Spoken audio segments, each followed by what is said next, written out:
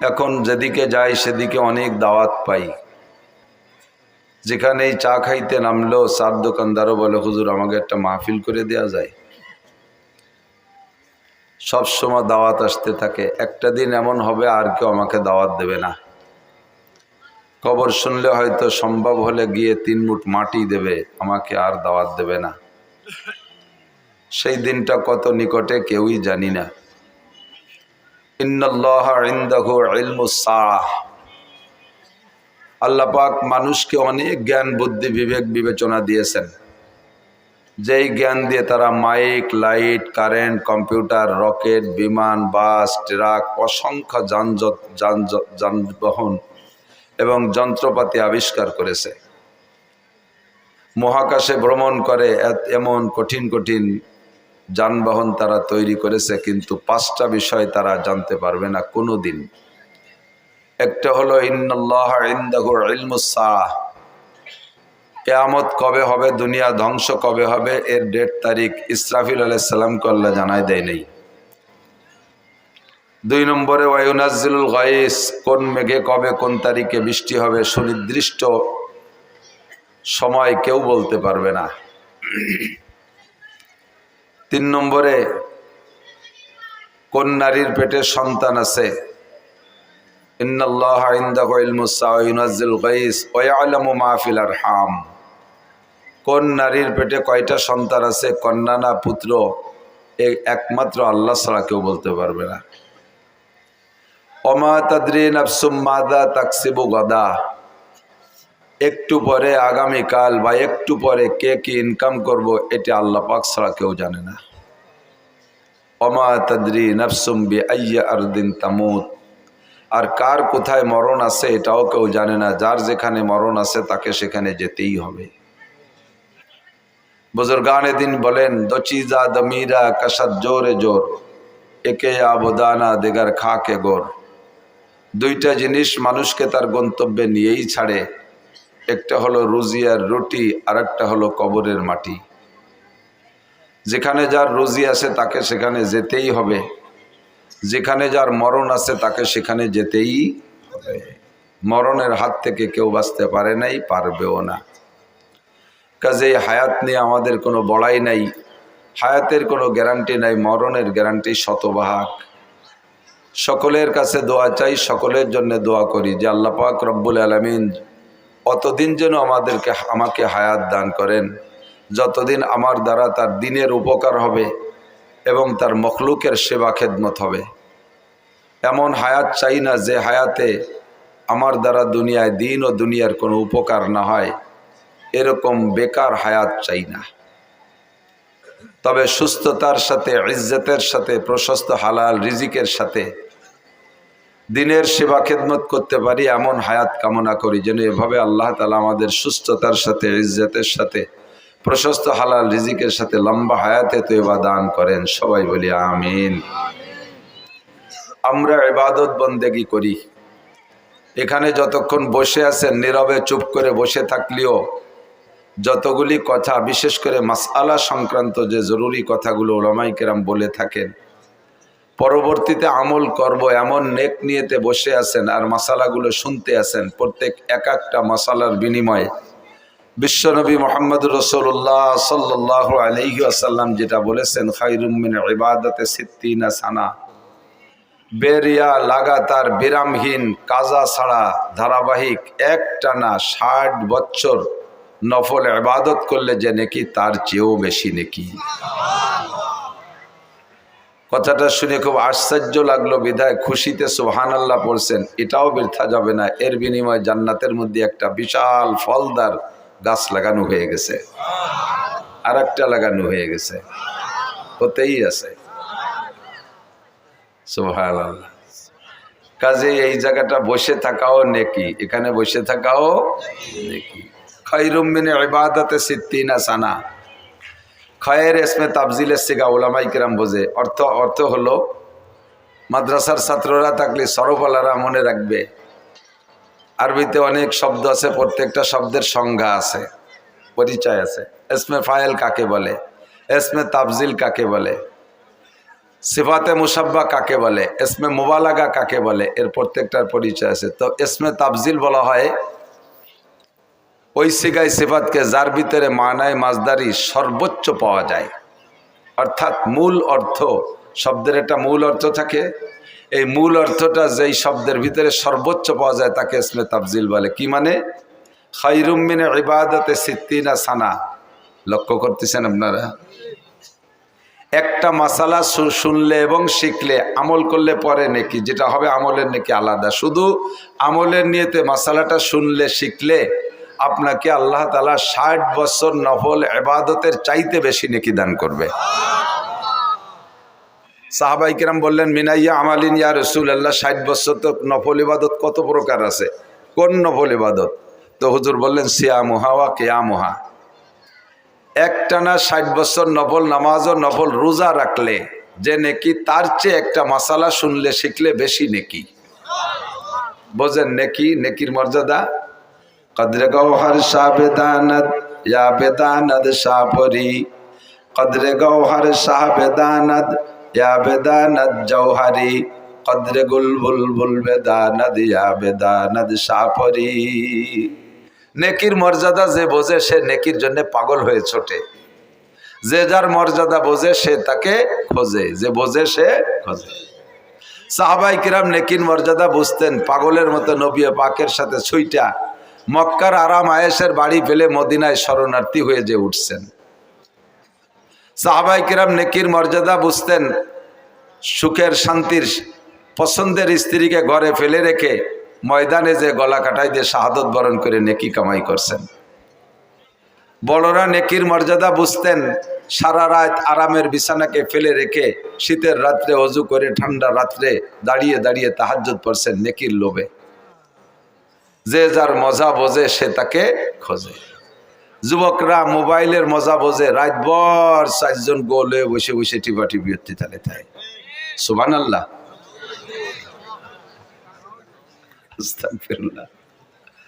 যারা টেলিভিশনের মজা বোঝে চোখে পলক মারে না, দেখতেই থাকে। বিশ্বকাপের সময় দেখেছি রাত 2টার সময় ম্যাচ, তাও দেখে যে ব্যান ব্যান করতেছে টেলিভিশনের সামনে। 3টের ম্যাচ তাও মিস করে না, 4টের ম্যাচ তাও মিস করে না। শীতকালে খেলা হয়েছে রাত 5টায় ম্যাচ, কনকনে শীতের রাত্রে দাঁড়ায় দেখতেছে। তারা এর মজা বোঝে, ওখানে গিয়ে দাঁড়ায় দাঁড়ায় দেখে, ঠিক না? যে বিড়ির মজা বোঝে সে যত কষ্ট হোক একটা বিড়ি সংগ্রহ করেই ছাড়ে। আমি বিড়ির মজা বুঝিনি, আপনারা যারা খান না বোঝেন না। আমারে যদি বলা হয়, হুজুর যদি একটা বিড়ি স্টেজে বসে খান 1 লাখ টাকা দেবো, 1 লাখ টাকা দিলেও কি আমার এই জায়গায় বসে একটা বিড়ি খাওয়া সম্ভব? আমি এই জায়গার থেকে বিড়ি খাইয়ে বাড়ি যাওয়ার আগে, আমি বাড়ি যাওয়ার আগে বিড়ি বাড়ি চলে যাবে। এই দেন না যে টাওয়ার দাঁড়ায় রয়েছে, সারা বাংলাদেশে বিড়ি পৌঁছে যাবে। মৌলানা নাসির সাহেব দাঁড়িয়ে মাঠে স্টেজে বসে বিড়ি খাইছে। তোমরা যেন আবার আজকে ইউটিউবে শিরোনামে এই লিখে দিও না, এরা যে এত ফাজি লিখে জ্বালায় বস করাই কঠিন। যা লেখে তাম্বিলে তা বলার মতো না। কয়েকটা আছে তাজা গাঁজাখোর মিথ্যে কথা ইউটিউবার, শিরোনামে লেখছে একটা, অথচ তার কিচ্ছু আজের মধ্যে নাই। এমন একটা দেশে যায়, শিরোনামটা দেখে শ্রোতারা ওই ওয়াজটা শুনতে বাধ্য। দেখি হুজুর এই কথাটা কোথায় কইছে, দেখি কোন জায়গা কইছে, এই দেখি অত্যত্তি শেষ পর্যন্ত তো শোনা হয়ে গেছে, ওনার ভিউ হয়ে গেছে ফাঁকে। যে কথা দিয়ে লেখছে সে কথা কোথাও নাই। তোমাকে আমি ক্ষমা করব না, কিয়ামতের ময়দানে তোমাকে আমি ধরবো, এবং তুমি একজন মিথ্যাবাদী। তোমার শাস্তি কি হবে তুমি জেনে নাও। জাহান্নামের আগুনের মধ্যে পুড়বা, আর লাগামের ভিতর দিয়ে আগুনের বিষাক্ত ছুরি ঢুকই দিয়ে কান পর্যন্ত ফাড়বে, আবার ওই পাশের থেকে বাম পাশে ঢুকই দিয়ে ফাড়তে থাকবে, এই পাশ ঠিক হয়ে যাবে। লক্ষ লক্ষ কোটি কোটি বছর তোমার লাগাম পাড়বে। আমি যতক্ষণ ক্ষমা না করবো, আল্লাহ ক্ষমা করবে না। এই আমার যারা একান্ত আছো, তোমরা এই কথাগুলো ছেড়ে দিও, যাতে ওই সরসুরটাগুলো সাইজ হয়ে যায়। এত বড় আজে বাজে। মজলিসু ফিকহিন খায়রুম মিন ইবাদাতি 60 সানা। লাগাতার 60 বছর নফল নামাজ আর নফল রোজা কয়জনে রাখতে পারি? আছেন নাকি এর মধ্যে কেউ? 60 বছর বিরামহীন। এবং খয়ের মানে ভালো, বেশি। এ বেশি আরবিতে কিছু কিছু সংখ্যা আছে, বাংলায়ও আছে, যে সংখ্যাগুলো নির্ধারিত সংখ্যা বোঝানোর জন্য বলে না। এ তো অধিক বোঝানোর জন্য, যাকে বলে আরবিতে বলা হয় আদদে কাসির, অধিক সংখ্যা বোঝানোর জন্য। মূলত যে সংখ্যা বলছে ওইটা না। যেমন লাইলাতুল কদর খায়রুম মিন আলফি শাহর, সবে কদরে এক রাত ইবাদত করলে 1000 মাসের চাইতে বেশি নাকি, 1000 মাসের চাইতে, এখানে 1000 মানে 1000 না, হাজার হাজার মাস ইবাদতের চাইতে বেশি। বলি সুবহানাল্লাহ। বাংলায় এরকম সংখ্যা বলে, আপনার বাড়ি মেহমান আসার কথা 5 জন, ঘটনাক্রমে মেহমান চলে এসেছে 10 জন, রিসিপশনে বসতে দিয়েছেন, ডাইনিং টেবিলে বা দস্তারখানে বসতে দিয়েছেন, ঘরের থেকে মহিলা বলতেছে তাড়াতাড়ি পুরুষকে খাওয়াই বিদায় দেন, মহিলারাও আছে তাকে খাওয়াতে হবে। আপনি একবার ঘরে যান, একবার ওই জায়গায় আসেন, একবার ঘরে যান, একবার ওই জায়গায়, জগ গিলাস থাল প্লেট কিচ্ছু আনেন না। মহিলা কাছে তাড়াতাড়ি খাওয়াই দেন, তুই আমাকে ঝামেলা আছে। আরে কি কচু খাবো, 14-20 মেহমান আইছে, 14-20 মানুষ আছে, 14-20 কয়জন হয়? 280 জন না? তে জায়গা কি 14-20 কওয়া উদ্দেশ্য নাকি? তার মানে সীমা লঙ্ঘন করছে, বেশি আইছে, পরিমাণের চাইতে বেশি আছে, একে বলে আদদে কাসির। আল্লাহ পাক রব্বুল আলামিন এবং নবী আলাইহিস সালাম এরকম শব্দ সংখ্যার দিক দিয়ে ব্যবহার করেন। খায়রুম মিন ইবাদাতি সিত্তিনা সানা, একটা মাসালা শুনলে শিখলে 60 বছর নফল নামাজ ও রোজার চাইতে বেশি নাকি? বলেন সুবহানাল্লাহ। আল্লাহ, আমার এই জায়গায় একটু কনফিউশন ছিল, একটু অভিযোগ ছিল যে 60 বছর নফল নামাজ আর রোজা কত বিশাল নাকি, একটা মাসালার দাম তার চেয়ে বেশি হবে কেন? এরকম কি মাসালা আছে? তো পরে খুঁজে পেলাম অবশ্যই এরকম মাসালা আছে।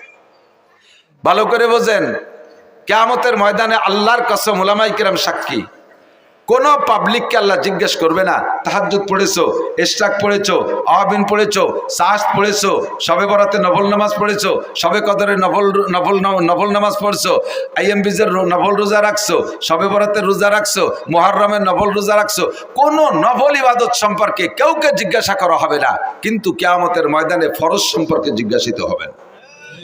আউয়ালু মা ইউহাসাবু বিহিল আবদু ইয়াউমাল কিয়ামাতিস সালাহ, হাসরের মাঠে সর্বপ্রথম জিজ্ঞাসা হবে নামাজ সংক্রান্ত মুসলমানের কাছে। কাফেরদের কাছে কিচ্ছু জিজ্ঞাসা করা হবে না। হিন্দু, বৌদ্ধ, খ্রিস্টান, ইহুদ, নাসারা, নাস্তিক, মুরতাদ, বেঈমান যারা আছে তাদের কাছে নামাজ, রোজা, হজ, যাকাত, ফরজ, ওয়াজিব, সুন্নাত, মুস্তাহাব কিচ্ছু জিজ্ঞাসা করা হবে না। ওরা প্রথম চান্সেই ফেল হয়ে যাবে। ফি নারি জাহান্নামা খালিদিনা ফিহা আবাদা, ওরা বিনা হিসাবে জাহান্নামী। বাকি মুসলমান যারা থাকবে এদেরকে আল্লাহ পাক রব্বুল আলামিন 4টি প্রশ্নের জবাব না দিয়ে এক কদম বাড়তে দিবেন না। আনা উমরিহি ফিমা আফনা, 70-80 বছরের হায়াত কিভাবে কাটাইছো কইয়া যাও। কারাহা বা খলকিয়ারি জুমলা রাস বা খোদা তাসবির হিলা কায়রাওয়াস। ও মুরব্বী, তোমার দুনিয়ার কোনো কাজ পরিপাটিতে অভাব ছিল না। ভাঙ্গার বাজারে কাপড়ের ব্যবসা করছো, 80 বছরে বুড়ো, তোমার কাপড়ের শোকেস গুলো কি সুন্দর সাজানো ছিল, তোমার ঘরটা কত সাজানো ছিল। বৃদ্ধ বয়সও মার দিয়া ছাড়া কাপড় পরতে না, আয়রন করা ছাড়া, ইস্ত্রি করা ছাড়া কাপড় পরতে না, ময়লা কাপড় পরতে না, লুঙ্গি পর্যন্ত আয়রন করে পরতে, কাঁথা কাপড় ধোয়া মোছা পরিষ্কার ছিল, থালাবাটি পরিষ্কার ছিল, শোকেসের ভিতরে সব মালামালগুলো সুসজ্জিত ছিল। তোমার নামাজটা কেমন সজ্জিত, তোমার ফরজ ওয়াজিব সুন্নতের সাজ কেমন ছিল, কোরআনে কারীম কেমন তিলাওয়াত করতে পেরেছো। তুমি ইংলিশ পত্রিকাগুলো পড়তে, আরবি পত্রিকা পড়া শেখো নাই কেন? আরবি পত্রিকা কোরআনে কারীম, আরবি পত্রিকা হাদিসে নববী, এগুলো পড়া শেখো নাই কেন? এই সব বিষয়ে আপনাকে 70 বছরের জিন্দেগির হিসাব দেওয়া লাগবে কি লাগবে না? আজকে কি বার গেল? মঙ্গলবার। একটু একটু বোঝার জন্য বলছি আমার দিক। আজকে মঙ্গলবার গেল, গত মঙ্গলবার সকালবেলা কে কি খাইছেন সত্য কথা বললে আমার মনে হয় তাড়াতাড়ি কেউ কইতে পারবেন না। কথা কন, এক সপ্তাহ আগে মঙ্গলবারের সকালে কি খাইছি তাই মনে নাই। 70 বছরের জিন্দেগিতে লম্বা একটা পথ অতিক্রম করে চলে আসছি। কোথায় ভিড় ছিল, কোথায় খাচ্ছিল, কোথায় গর্ত ছিল, কোথায় কার সাথে ধাক্কা খাইছি কিছু আমার মনে নাই। যৌবনের ভিতরে অনেক অন্যায় অপরাধ করেছি, অর্থনীতির মধ্যে অন্যায় করেছি, সমাজ রীতির মধ্যে অন্যায় করেছি, বিচার আচারের মধ্যে অন্যায় করেছি, পরিবার পরিজনকে পরিচালনার ক্ষেত্রে হাজারো অন্যায় করেছি। 70 বছরের হিসাব কেউ দিতে পারবো না, একটা হিসাবই 70 বছরের দিতে পারবো না। যদি আপনাকে 3 নম্বর প্রশ্নটা করা হয়, আনমালিগি, জীবন ভরে কত টাকা কে ইনকাম করছেন, গোটা জিন্দেগির আয়ের একটা অডিট যদি আমাকে করা হয়, এ মিয়া মৌলানা নাসির সারা জীবনে কত টাকা ইনকাম করছো হিসাব দাও, আমার মনে হয় একজনও কইতে পারবেন না। কতক্ষণ? আনুমরিহি ফিমা আফলা, গোটা জিন্দেগির হিসাব দিয়ে যাও। 2 নম্বরে আন শাবাবিহি ফিমা আবলা, যৌবনকাল কিভাবে অতিবাহিত করেছো বলে যাও। এই গোটা জিন্দেগির মধ্যে ভেরি ভেরি ইম্পর্টেন্ট টাইম হলো যৌবনকাল। যৌবনকালের হিসাবটা এজন্য নেওয়া হবে কারণ যৌবনকালে ভালো বেশি করা যায়, মন্দ বেশি করা যায়। কতক্ষণ? যৌবনকালে রাত 2টা 3টের সেই ফুটবল খেলার ম্যাচ সারা রাত দাঁড়িয়ে দাঁড়িয়ে যেমন দেখা যায়, ইচ্ছা করলে তেমনি যৌবনকালে শেষ রাত্রি উইটা ঠান্ডা পানি দেওয়া যুগ যেটা প্রয়োজন আদায় করে রাতের বাকি অংশ দাঁড়ায় দাঁড়ায় তাহাজ্জুদ পড়া যায়। যৌবনকালে ইচ্ছা করলে বাইসাইকেল চালায় কাশিয়ানির ওড়াকান্দি ঠাকুর বাড়ি যাওয়া যায়। যৌবনকালে ইচ্ছা করলে ভাঙ্গার থেকে বাইসাইকেল চালাইয়া ইস্তেমার ময়দানে যাওয়া যায়, সরমুনের ময়দানে যাওয়া যায়। যৌবনকালে ইচ্ছা করলে প্রত্যেক সপ্তাহে হিন্দুদের সাথে দূর সফরে যে একটা পূজা পাঠে অংশগ্রহণ করা যায়। যৌবনকালে ইচ্ছা করলে প্রত্যেক মাসে মুফতি আব্দুল গফফার সাহেবের মুখে বলা হয় নগরকান্দা ইসলাহি মজলিসে অংশগ্রহণ করা যায়। কথা বলেন, যায় কি যায় না? যৌবনকালে অন্যায়ও বেশি করা যায়, ন্যায়ও বেশি করা যায়। এই যৌবনকালটা হলো জীবনের মূল সময়, মূল্যবান সময়। এইটা সম্পর্কে জিজ্ঞাসা করা হবে। বার্ধক্য এসে গেলে, বৃদ্ধ হয়ে গেলে এনি ম্যান এভরিবডি, প্রত্যেকটা মানুষের মন দুর্বল হয়ে যায়, গুনাহ করার এনার্জি থাকে না, গুনার কোনো শক্তি থাকে না। ঠ্যাং একটা কবরে চলে যায়, চাকা একটা পাংচার হয়ে যায়। দিনের বেলা আগে সূর্যের আলো কি বলা হয়, দিনের বেলা আগে চোখে এত পাওয়ার ছিল, দিনের বেলা আকাশে তারকা দেখতো। এখন বৃদ্ধ হয়ে যাওয়ার কারণে রাতের বেলা আকাশে চাঁদটা দেখতে পারে না। যৌবনকালে লোহা খাইলে পানি হয়ে পিছন দিয়ে বেরিয়ে যাইতো, বৃদ্ধ হয়ে যাওয়ার পরে এখন পানির মতো কোনো খাবার খাইলে, পানি যাও খাইলেও যেমন খায় তেমনই পিছন দিয়ে বেরোয় যায়, পেটে শক্ত হয় না। কথা কন ঠিক কি ঠিক না? এ হলো যৌবন আর বার্ধক্যের পার্থক্য। কাজেই তোমার যৌবনকালের হিসাবটা একটু দিয়ে যাও। যৌবনকালে যা একবার শোনা হয় তা ভোলে না, আর বৃদ্ধ হয়ে গেলে 50 বার শুনলেও মুখ মনে থাকে না। আন মালিকি মিন আইনা ইকতাসাবা ফিমা আনফাকা। 3 নম্বর প্রশ্নের জবাব না দিয়া একজন ফর্দে বছরের সামনে বাড়তে পারবে না। 3 নম্বর হলো আন মালিকি মিন আইনা ইকতাসাবা ফিমা আনফাকা। এই কথাগুলো বহুবার শুনেছেন, বহুবার শুনেছেন। জবানের পার্থক্যের কারণে কখনো কখনো কোনো কথা অন্তরের মধ্যে জায়গা পায় বেশি। আমার কথা অন্তরে, আজকের এই কথাগুলো আমি বললে ভিতরে নাও ঢুকতে পারে। হুবহু এই কথাগুলো মুফতি আব্দুল গফফার সাহেব হুজুর, ইসমাতুল্লাহ কাসেম সাহেব হুজুর দামাত বরকাতুহু আলিয়া, উনরা বললে কথাটা আপনার ভিতরে গ্রহণযোগ্যতা বেশি পাইতে পারে। বড় মানুষের কথা বলছে, আবার আমাদের থেকে ছোটরা কথাগুলো শোনায় গেছে, আপনি গুরুত্ব দেন নাই। হয়তোবা আমার মুখের কথাটা আপনার মধ্যে হিট করতে পারে, এই জন্য পুনরাবৃত্তি করি। আল্লাহ বলেন ওয়াযাক্কির ফাইন্নাদ যিকরা তানফাউল মুমিনিন। একই কথা বারবার বলো। কালকের কথাটা অন্তরে ঢোকে নাই, আজকেরটা অন্তরে ঢুকে বসতে পারে। 3 নম্বর ইমিগ্রেশন কিয়ামতের ময়দানে 3 নম্বর প্রশ্ন, আন মালিহি, মাল সম্পর্কে জিজ্ঞাসিত হবেন। মাল সম্পর্কে জিজ্ঞাসিত হবেন, কে কোত্থেকে কত টাকা ইনকাম করছো, জবাব দিয়ে যাও। মাল সম্পর্কে 2টি জিজ্ঞাসা, ফিমা আনফাকা মিন আইনা ইকতাসাবা ওয়া ফিমা আনফাকা। মাল কোত্থেকে কামাই করছো বলে যাও, আর কোথায় খরচ করছো বলে যাও। উভয়টাই আমার কাছে বলতে হবে। ইনকাম ভালো কিন্তু খরচ ভালো না, এটাও অন্যায়। আবার ইনকাম খারাপ কিন্তু খরচ ভালো, এটাও আল্লাহর কাছে গ্রহণযোগ্যতা পাবে না। কথা বলেন ঠিক কি ঠিক না? জিজ্ঞেস করছে, এই আব্দুল মালিক, তোমার ইনকামের অবস্থা কি বলো? আয় ব্যয় উভয়টাই বলো। আল্লাহ ব্যয়ের কথা পরে কই, আয়টা শুনলি তুমি ব্যয় শুনতে চাবা না। আমার ইনকাম আজীব। বলো কিভাবে? কয় শেষ রাত্রি উঠে তাহাজ্জুদের নামাজ পড়ছি, এরপরে 12 তাসবিহ পালন করছি, দোয়া করছি, মুনাজাত করছি, ফজরের আজান দেশে ঘরে সুন্নত পড়া সুন্নাত, সুন্নত ঘরে পড়া সুন্নাত, এবং সূরা কুলিয়া এবং কুলহু দিয়ে পড়া সুন্নাত। এভাবেই সারা জিন্দেগি আমল করছি। ফজরের নামাজ জামাতে পড়া 2.5 ঘন্টা দাওয়াতের মেহনত করছি মহল্লায়। কাজগুলো শুনেন কেমন সুন্দর আব্দুল মালিকের। এরপরে ইশাকের নামাজও পড়ছি, তারপরে বাসায় আইসা আধা পারা কোরআন শরীফ তেলাওয়াত করছি। এরপরে স্ত্রী যা রান্না করছে সুন্নতি তরিকায়, বাল বাচ্চা নিয়ে এক দস্তারখানে এক প্লেটে বসে খানা খাইছি। খানা খেয়ে এরপরে রিক্সা ভ্যান খান নিয়ে বেরোইছি। রাস্তায় বেরোনোর পরে যাকে পাইছি, যেই বলছে প্রস্তাব দিয়েছে তাকে উঠেছি, কোনো ভাড়া টাড়া কন্ট্যাক্ট করি নাই। নেমে যাওয়ার পরে খুশি হয়ে যা দিয়েছে তারপর কনাত করেছি। যখনই জোহরের আজান দিয়েছে আর প্যাডেল মারি নাই, যাত্রীদের সাথে কন্ট্যাক্ট করতাম, বাইরে তোমার গন্তব্যে পৌঁছে দেব, তবে আজান হইলে কিন্তু নামাজ না পড়ে আর একটা কদম সামনে বাড়বো না। এমন করে আল্লাহ সারা জিন্দেগি নামাজের মধ্যে কোনো ত্রুটি করি নাই। আজান হইলে আর ভ্যান চালাই নাই। মাগরিবের নামাজ পড়া পাইলে অ্যাক্টিভ দিছি, না পাইলে বাসায় চলে আসছি। ঈশার নামাজ পড়ে সূরা ওয়াকিয়া পড়ছি, এরপরে সূরা মুলুক পড়া, এরপরে বাচ্চাদেরকে নিয়ে দস্তরখানে খানা খেয়া আল্লাহ ওযু সহকারে বিছানায় পিঠ দিয়েছি। বলো আল্লাহ আমার ইনকামের মধ্যে ত্রুটি কোন জায়গায়? আল্লাহকে golden A plus thank you, welcome. তাল এদিকে সব তোমার জন্য দরজা খোলা, কিন্তু খরচ করছো কিভাবে এটা একটু সঠিক হয়ে চলে যাও। খরচের ব্যাপারে একটা সমস্যা আছে। ওই শনিবারে ব্যারাকের কিস্তিতে টাকাগুলো দিয়ে দিছি।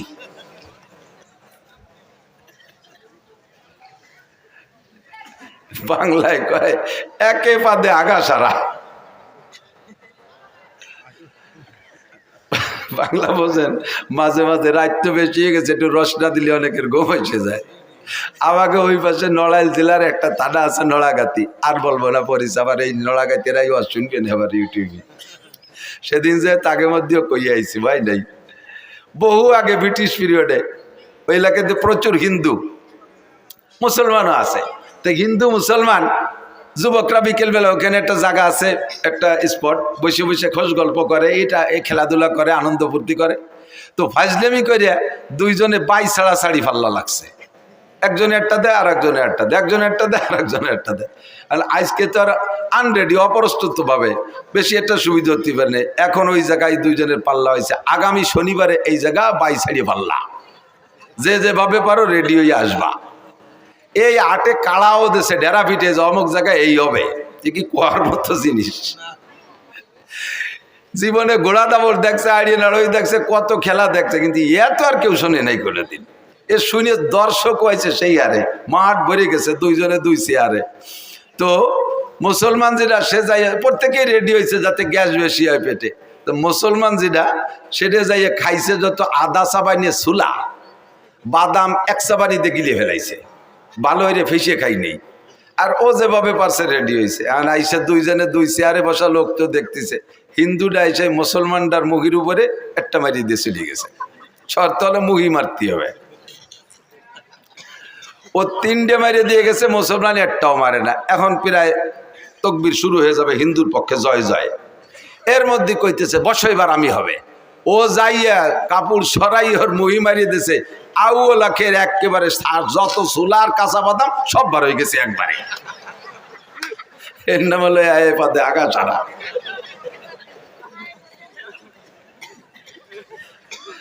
সারা জীবন বইয়া এত দরবেশে ইনকাম করছো, তাহাজ্জুদের টাকা কোনো তা ছাড়ো নাই, পায়ে গায়ের রক্ত পানি করে ইনকাম করছো। খরচ করছো কোন জায়গায় একটু কইয়ে যাও। কয় আল্লাহ গ্রামীণ ব্যাংকের কিস্তি দিছি, আশার কিস্তিতে সব। এই কথা কইস না, আশার কিস্তিতে দিছি, অমুক জায়গা সুদে দিন টাকাগুলো দিয়ে দিছি। আল্লাহ কয় নো টক বাটুস্কুট, কথা হবে না, পিঠে সালা বান্ধ,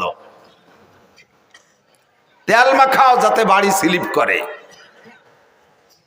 তোমার আল্লাহ আমার ইনকাম সম্পর্কে তুমি ও জায়গা হাত দিও না, খরচটা কিভাবে আছে এটা একটু শুনে নাও। এই শুনলি তুমি আর কদিক জাতি চাবা না। কও তাই খরচই আগে কও। কয় আল্লাহ প্রত্যেক বছর জাকাত পাই টু পাই আদায় করছি। প্রতিবেশী কত মানুষের যে ঘর বাড়ি বানায় দিছি তার ঠিক নেই। কত মানুষের মেয়ের বিয়েতে সম্পূর্ণ খরচ আমি দিয়ে দিছি। এরপরে কুরবানি দিছি হাটের সবচেয়ে বড় গরু। জাকাত তো দিয়েছি, বছরে প্রত্যেকবার এক একটা উমরা করছি, হজ করছি 5 বার। শুনিও আমার ইনকাম খরচের বিষয়। এরপরে কত মানুষে যে আমার টাকা দিয়ে তবলিগি পাঠাইছে ঠিক নাই, আর মাদ্রাসার মসজিদও আমার করে দেয়া, উত্তর বাসের বিল্ডিংও আমার করে দেয়া। লাস্টের শেষবার যখন হজে গেছি, আল্লাহ যাইয়ে দেখি যে কাবা ঘরের গিলাপ দেবে, সে জায়গাও শুনিয়া ও জায়গা 10 লাখ টাকা দিয়ে আসছি। তুমি কও আমারে কিভাবে ঠেকাবা? আল্লাহ কয় তুমি কি চাকরি করতে? কয় এই চাকরি করতাম। বেতন কত ছিল? 25,000। তা 25,000 টাকা বেতনে তুই এত তাতে টাকা বালি কোন জায়গা? তাই ক এতটা করতে টাকা বালি কোথায়? কয় রাস্তায় দাঁড়াইতাম, ট্রাকের সাথে একটু মুসাফা টুসাফা করতাম, এইভাবে যে কোনো একটা সেল একটা ব্যবস্থা। তুমি ওদিকে হাত দিও না, দাও এই পাশ কত সুন্দর। আল্লাহ কয় পাশায় সালাবান, ধুলাই হবে শয়তান। তোর সুদিয়া টাকা, তোর ঘুষিয়া টাকা, তোর হারাম টাকা দিয়ে আমার কাবা ঘরে গিলাপ দিছিস। আমার দিন তোর মতো হারাম করের কাছে ঠিকানা। আমার দিন আমি চালাবো। ইউরিদুনা লিউতফিউ নূরাল্লাহি বিআফওয়াহিহিম আল্লাহু মুতিম্মু নূরিহি ওয়ালাউ কারিহাল কাফিরুন। আল্লাহু আকবার। আমার ধর্মের বাতি নিবানোর জন্য কেউ চেষ্টা কম করে নাই। ইহুদ নাসারা হিন্দু বৌদ্ধ খ্রিস্টান সকলেই আমার ধর্মের বাতি নিবানোর চেষ্টা করেছে। চেরাগে রাখেই জাতবার ফরুজাত কাছে কাস্তাব জানাদরে শেষ বসুজাত। ধর্মের বাতি নিবানোর বহুজনের চেষ্টা করেছে, আমার ধর্মের বাতি আমি জ্বালাইছি। আমার ধর্মের বাতি জ্বালানো বাতি তেল আমি দেই। ওই বাতিরে নিবাইতে আসলে তার দাড়ি মুখ মাথা সব পুড়ে আগুনের সরকার হয়ে যায়। আমার ধর্মের বাতি কেউ নিবাইতে পারে নাই, পারবেও না। তোর ঘুষকা টাকা দিয়ে ধর্মের বাতি জ্বালাইতে বলছে কে? তোর সুদের টাকা দিয়ে আমার ধর্মের বাতি জ্বালাইতে বলছে কে? শয়তান, তোর ইনকামের টাকা আমি চাই নাই। মিন আইনাক তাসাবা ফিমা আনফাকা। ঢাকায় গেলে রিকশা চালাইতে কিছুদিন পর ঢাকার প্রাণ কেন্দ্রে 10 তলা দালান। টাকাটা কোত্থেকে পাইলে একটু আমার কাছে জবাব দিয়ে যাও। 4 নম্বর প্রশ্ন, মাদা আমিলা বিমা আলিমা। ও মুসলমান, এই 2 দিন ব্যাপী মাহফিলের থেকে উলামায়ে কেরামের কাছ থেকে কম কথা শোনো নাই। জীবনে বহু মাহফিল থেকে। আল্লাহু আকবার। আমার মনে হয় যে কোনো একজন বক্তার সম্পূর্ণ বয়ান যদি ইউটিউবে থেকে কালেকশন করে শোনেন, তাহলে ব্যক্তি জীবন থেকে নিয়ে জন্ম থেকে নিয়ে মরণ পর্যন্ত সুন্দর একটা জীবন ব্যবস্থা ওই বয়ানের মধ্যে থেকে সংগ্রহ করতে পারেন। আমি যত বয়ান করি আমার একটা খেয়াল রাখি যে এক জায়গায় একই কথা বারবার বললে মানুষের চর্বিত চর্বণ মনে করবে। তবে সেই বয়তে যে আসল কথাগুলো বলবো না তা না। একেবারে বিবাহ শাদী থেকে নিয়ে মরণ পর্যন্ত ধারাবাহিক মানব জীবনে যেখানে যা লাগবে সব কথাগুলো আল্লাহর রহমতে বলা আছে। ইউটিউবের ভিতরে শুনবেন, দেখবেন। আদর্শ মুসলিম পরিবার সদস্য হুজুরের লেখা একটা বই আছে। বইয়ের মধ্যে যা আছে আমার বয়ানের মধ্যে হুবহু তাই আছে। ব্যক্তি জীবন কিভাবে চলবেন, রাজনীতি কিভাবে করবেন, খেত খামার কিভাবে করবেন, জেনারেল পড়াশোনা কিভাবে করবেন, বিবাহ শাদী কিভাবে করবেন, দাম্পত্য জীবন কিভাবে কাটাইবেন, নামাজ কেমন করে পড়বেন, নামাজের মধ্যে কঠিন টুকিটাকি মাসালা আছে, এগুলো নষ্ট হওয়ার কারণে কি সমস্যা, রোজা কিভাবে রাখবেন, হজের মাসালাগুলো সব বলা আছে। এই বয়ানগুলো আপনারা বয়ান মাঠ থেকে শুনেছেন। আল্লাহ পাক জিজ্ঞেস করবে, মাদা আমিলা বিমা আলিমা। এতদিন পর্যন্ত যা শুনেছো এরপর আমল কতটুকু করছো বান্দা, একটু বলে যাও। জবাব দিতেই হবে। জবাব না দিয়ে সামনে বাড়া যাবে না। যা বলতে চাইছি, আমার আপনার জিন্দেগিতে যত ইবাদত বন্দেগি করি না কেন, আউয়ালু মা ইউহাসাবু বিহিল আবদু ইয়াউমাল কিয়ামাতিস সালাহ। হাসরের মাঠে সর্বপ্রথম জিজ্ঞাসা হবে নামাজ। একটু জোরে বলেন কি? সবাই বলছেন কি? নামাজ কি? নামাজ সম্পর্কে জিজ্ঞাসিত হব। বলেন, নামাজ সম্পর্কে জিজ্ঞাসিত। বলছেন তো সবাই বলছেন তো? আমালাইনিল্লাল বালাগ ওয়াশ। আমার দায়িত্ব খালাস। কিয়ামতের ময়দানে আপনাকে আল্লাহ জিজ্ঞেস করবে, নামাজ পড়িস নাই কেন? আপনি বলে, আল্লাহ আমরা কত ভালো মানুষ তুমি জানো না?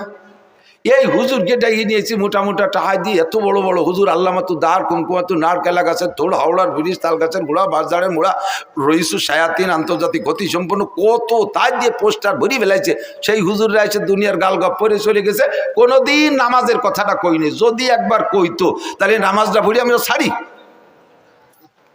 হুজুরকে অ্যাটাক করবেন, আমাকে ধরবেন, এই হুজুরা নামাজের কথা বলে নাই। সেদিন আল্লাহ বলবে আমাকে, এ মৌলানা খালি খাইয়ে দিয়ে পয়সা নিয়ে চলিয়েছে নাকি, নামাজের কথা কইস নাই কেন? আমি বলে, আল্লাহ অবশ্যই বলছি। তুমি বিশ্বাস না হয় ওর আমলনামা দেখো। এবার আমলনামা খুলে দেখবে, তার ভিতরে অডিও ভিডিও সব আছে। মায়াল ফিজুমিন কাউলিন ইল্লা লাদাইহি রাকিবুন আতীদ। মুখ থেকে যে কথাটা বের করবেন, অন্তরে হাজারো খারাপ কুকল্পনা করলে আল্লাহ ফেরেশতাদেরকে আমলনামায় লিখতে দেয় না। মনে মনে বিশাল প্ল্যান করছেন, একেবারে ডোনাল্ড ট্রাম্পের মেয়ে বিয়ে করবেন, তারে যে মাথা ফাটায় ফেলায় দেবেন, এগুলো মনে মনে কল্পনা করছেন। যতক্ষণ মুখে উচ্চারণ করবেন না ততক্ষণ পর্যন্ত লেখা হবে না। আর যে কথা মুখ দিয়ে বের করবেন সঙ্গে সঙ্গে লেখা হবে। কাজেই আপনি কিয়ামতে আমারে অ্যাটাক করতে পারবেন না। আমি সবাই রেদে বলাই দিছি, মুখ দিয়ে বলে ফেলাইছেন, আপনার আমলনামায় লেখা হয়ে গেছে। কিয়ামতের মাঠে সর্বপ্রথম জিজ্ঞাসা হবে নামাজ। ফামান সালুআত সালুআ সাইরু আমালিহি, নামাজের প্রশ্নে যে জবাব দিয়ে পার হয়ে যেতে পারবে, ওর কোনো জায়গায় কোনো ঠেক হবে না। নামাজের কারণে সব জায়গা আল্লাহ তারে পার করে দেবে। ভাই কেন দেবে? কেন দেবে? নামাজের কারণে কেন তারে সব জায়গা পার করে দেবে? আল্লাহ পাক বলেন, নামাজ যে ব্যক্তি সঠিকভাবে পড়ে সে কোনো অন্যায় করে না। ইন্নাস সালাতা তানহা আনিল ফাহশাই ওয়াল মুনকার ওয়ালা যিকরুল্লাহি আকবার। নামাজ এমন একটা তাবিজ, নামাজ এমন একটা ক্যাপসুল, নামাজ এমন একটা ইনজেকশন, এই নামাজ এমন একটা টিকা, ওই টিকাটা লাগাইলে আর কোনো রোগ হয় না, আর কোনো রোগ হয় না। দেখবেন মাঝে মাঝে পোলাপানদের টিকা দেয়, দেয় না? টিকা দেওয়ার অবস্থা মনে আছে নাকি? টিকা দেওয়ার সিস্টেম কি? যে বাড়ি টিকা দেবে ওই বাড়ির সামনে বড় একটা ব্যানার টানায়, আছে না? আগে মাইকিং করে দেয়, অমুক মহিলা মেম্বারের বাড়ি টিকা দেওয়া হবে, অমুক ওয়ার্ড চেয়ারম্যানের বাড়ি টিকা দেওয়া হবে, অমুক মেম্বারের বাড়ি টিকা দেওয়া হবে।